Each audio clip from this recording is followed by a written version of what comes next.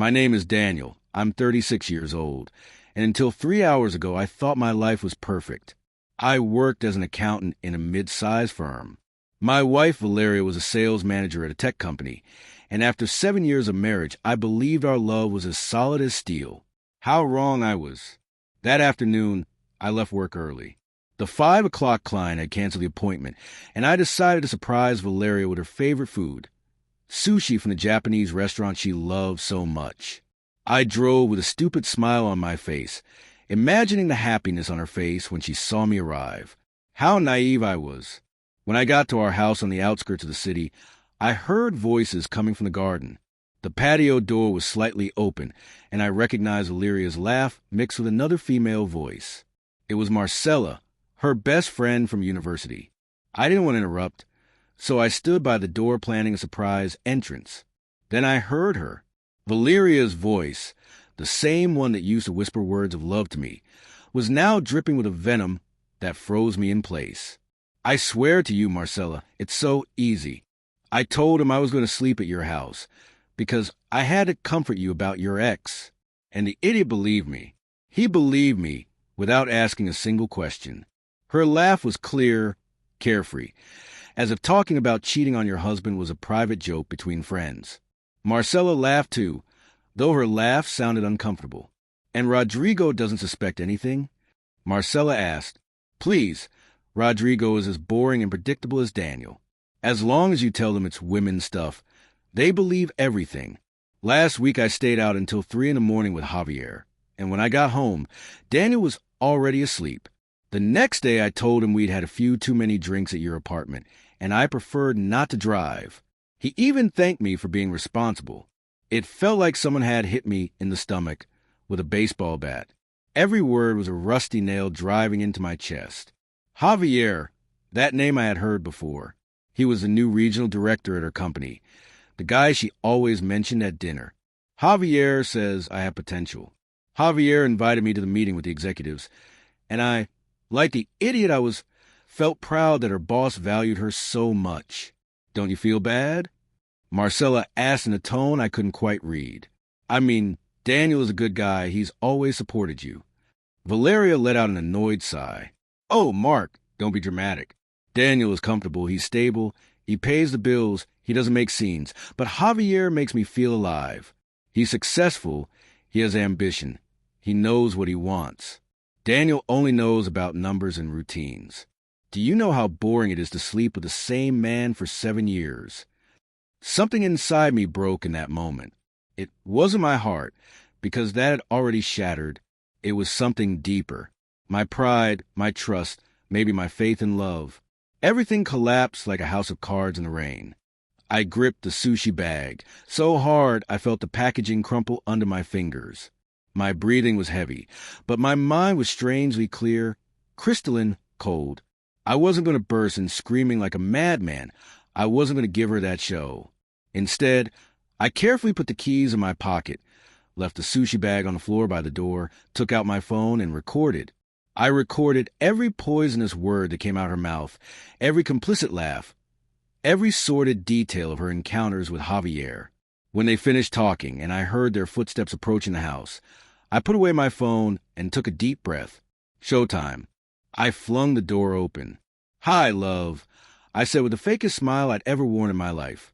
I got here early. Hope I'm not interrupting. Valeria froze in the kitchen doorway, with a wine glass halfway to her lips. Marcella, sitting on the garden sofa, dropped her phone onto the wicker table with a dull thud. The silence that followed was so thick you could cut it with a knife. I kept the smile, the one I use in meetings with difficult clients, unshakable, as if I hadn't just heard the summary of my marital humiliation. Daniel, love, what a surprise, Valeria exclaimed, recovering her composure with a speed that impressed me. She walked toward me with open arms, like we were a couple from a TV commercial. I thought you'd be late. Did you bring dinner? Perfect. We were just talking about ordering something. Marcella stood up clumsily, mumbling excuses about an urgent call. I'm leaving, okay? We'll talk tomorrow. She gave me a quick look, a mix of pity and guilt, before slipping out the side door. Valeria said goodbye with a kiss on the cheek, whispering something in her ear that I didn't catch. When the door closed, she turned to me with that perfect wife expression she had practiced so well. "Everything okay at work? You look tired." Her hand brushed my arm, a gesture that used to melt me, but now made me feel sick. "Yes, everything's fine," I replied, taking off my jacket with deliberate slowness. "The client canceled, so I came straight home. And you, how's the comforting Marcella over her breakup going?" I saw her smile falter for a fraction of a second. Only someone who knew her as well as I did would notice. "Marcella? Oh, yes, poor thing. Her ex left her for someone else. I told her to come here to vent. Women, you know." I nodded, pretending interest while taking plates out cupboard. "Of course, women. By the way, who's Javier? You mentioned him recently." Valeria tensed, but recovered quickly. She sat at the kitchen island, crossing her legs elegantly. "Javier is a new regional director, a genius in sales. He's been training me for a promotion." "Why?" "No reason, just curious," I said, serving her sushi as if we were happy. "Sounds exciting. Training until 3 in the morning?" Her laugh sounded forced, like glass about to shatter. "Ha! No, that was a team night. Drinks, brainstorming, work stuff. You understand, right?" We ate in loaded silence. Every bite was an effort. She chatted about her day, fake projects, how stressful her boss was. I nodded, mentally recording every lie. Under the table, my phone held the proof. 15 minutes of her naked truth. That night, while she showered, I checked her bag for the first time in our life together. It wasn't paranoia. It was survival. I found hotel receipt, executive room. Check in at 10:30 p.m. Check out at 4:15 a.m. The date matched her girls' night from last week. Underneath, a scribbled note. "You're incredible, Jay." The water stopped running. I put everything back and sat on the bed, pretending to read a book. Valeria came out wrapped in the towel I'd given her for our anniversary, smelling of soap and something else, a men's cologne I didn't recognize. "Better?" she asked, letting the towel drop naturally. That gesture used to light fires. Now I only saw calculation. "Much better," I lied, turning off the light. In the dark, her body pressed against mine. Her hands explored as always, but I gently pulled away. "I'm tired, love. Tomorrow." She sighed but didn't insist. "Okay, rest." I didn't sleep. I listened to her steady breathing until 1 in the morning. Then she got up quietly. I watched through the crack in the bathroom door, where I pretended to brush my teeth. She grabbed her phone, typed quickly, and smiled at the reply. "See you tomorrow. Dying for you." She came back to bed, unaware that her world had just tilted. The next day, I acted normal. We had breakfast together. I kissed her goodbye. "I love you," she said. "Me too," I replied, knowing it was the last time. At work, I looked up a private investigator recommended by a colleague. "I need total discretion," I told him. It cost me a fortune up front, but it was worth every peso. I sent in the audio, the receipt, the details on Javier Morales. 42 years old, married, regional director at her company. While I waited, I watched Valeria with new eyes. Every gesture, every call she took in a low voice, every excuse to go out. On Friday, she announced another girls' night with Marcella. "Don't wait up." "I won't," I replied calmly. "I have plans with the guys for soccer." Her relief was obvious. I left early, but not for soccer. I followed her car to an upscale residential neighborhood 20 minutes from home. I parked at a distance and waited. At 9:45, she entered a modern building. Minutes later, a tall man in a suit greeted her at the door. "Javier." They kissed urgently, like starving lovers. I photographed everything from my car. Hot tears rolled down my cheeks, but not from sadness, from pure rage. I got home before her, drunk on determination. When she arrived at 3:15 a.m., smelling of him, I pretended to sleep. The game had just begun, and I already knew all the rules. The following days passed between cold looks and heavy silences.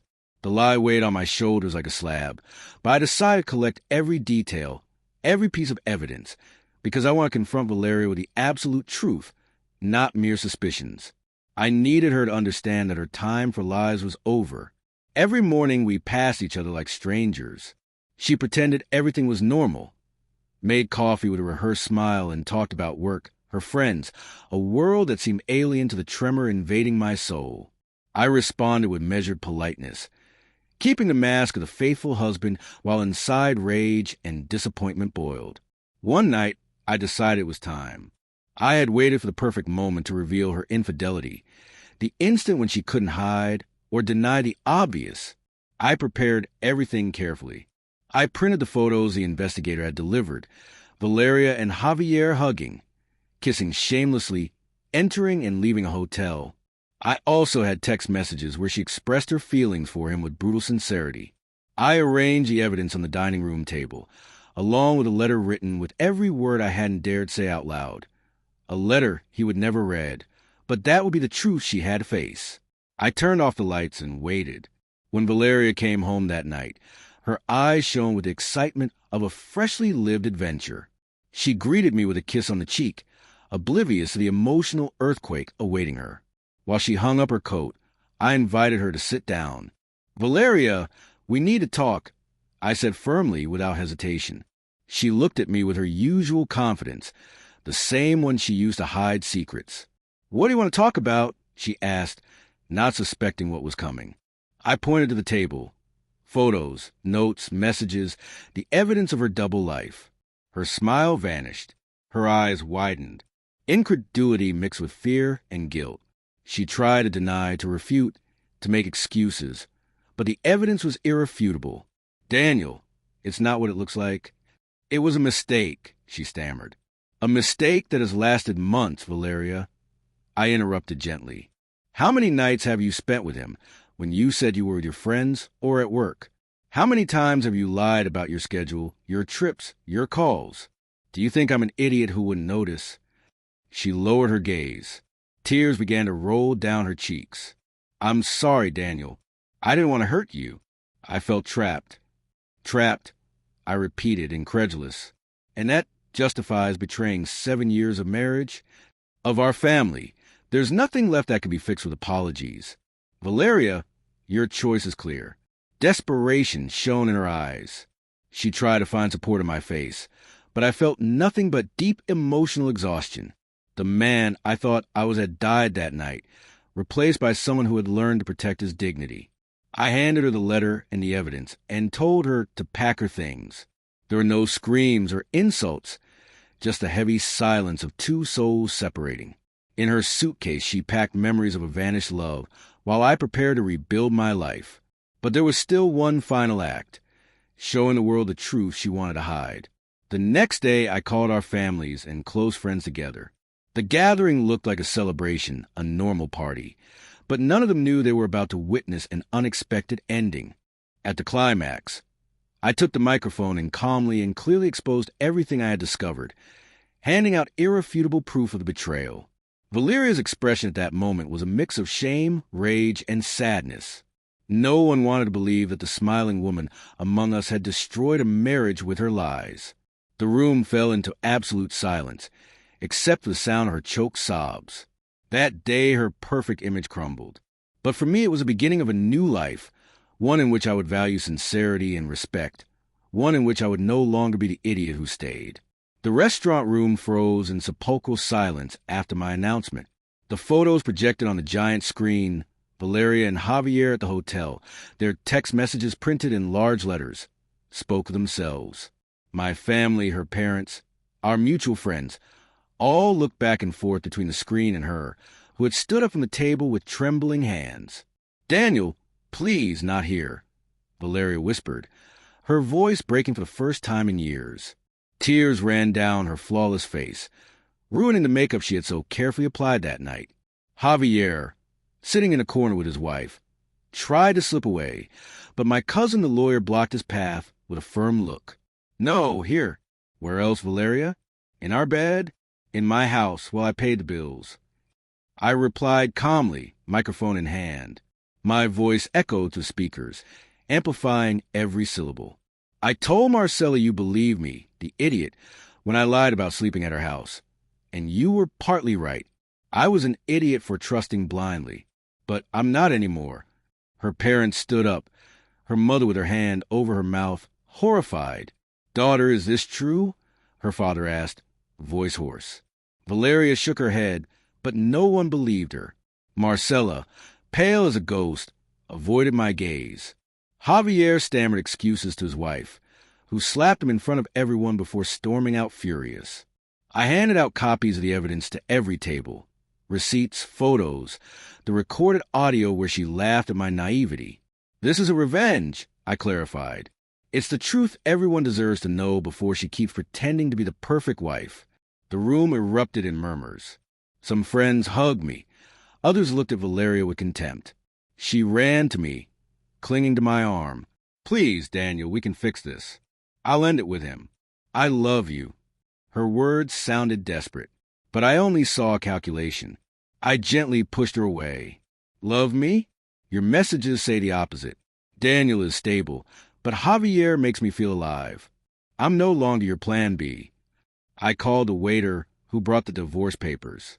Sign now, or my lawyer files everything in court tomorrow. The house is mine, accounts separated. I won't fight for anything of yours. Valeria signed with trembling hands, sobbing. Javier had already left, abandoning his car. The party ended in chaos. Her family dragged her out. Mutual friends silently congratulated me. I paid the bill and stepped out into the cool night air, feeling a weight lift from my shoulders. The following months were a whirlwind. The divorce went through quickly thanks to the irrefutable evidence. Valeria lost her job at the company. Javier was fired for inappropriate conduct and moved away with his friend Marcella, who now avoided her. She tried to call me, begging for reconciliation, but I blocked all contact. I focused on myself.